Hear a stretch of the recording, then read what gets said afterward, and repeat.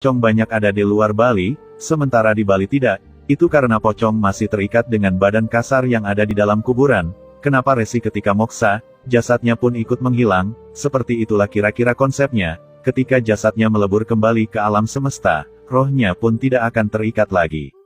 Dari segi kesehatan, dengan dibakar, mayat tidak akan menjadi sumber penyebaran penyakit. Dengan dibakar, orang Bali tidak akan pernah bingung akan kehabisan lahan kuburan, itu sisi positifnya.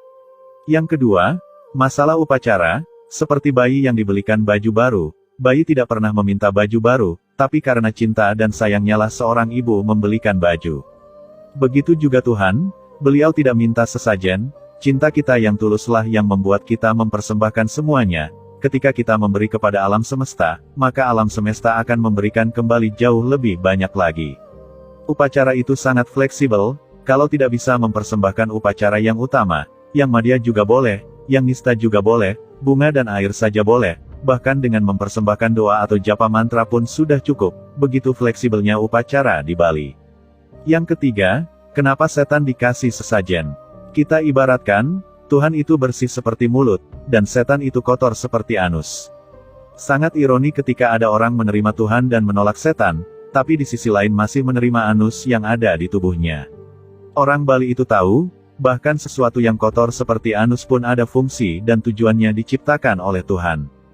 Ketika orang Bali mendoakan agar anusnya tetap sehat dan berfungsi baik, apakah itu artinya orang Bali memuja anus? Tentu saja tidak.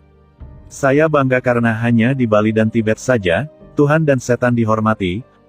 Leluhur Nusantara dan Bali itu sangat hebat, karena bisa mewariskan penghormatan kepada sesuatu yang bersih dan kotor, baik dan buruk, hitam dan putih, mulut dan anus.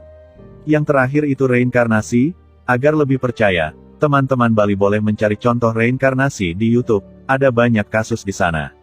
Bahkan di barat ada kasus seorang anak terlahir dan bisa mengingat bahwa di kehidupan sebelumnya dia dibunuh dan jasadnya ditanam, sehingga kasus pembunuhan tersebut bisa terbongkar. Dari banyak kasus itu, kesimpulannya cuma satu, reinkarnasi itu ada.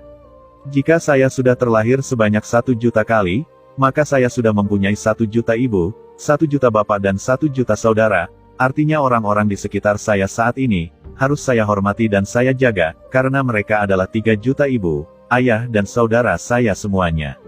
Semoga semua makhluk, baik itu di alam bawah, alam tengah, maupun di alam atas, selalu berbahagia dan bebas dari penderitaan.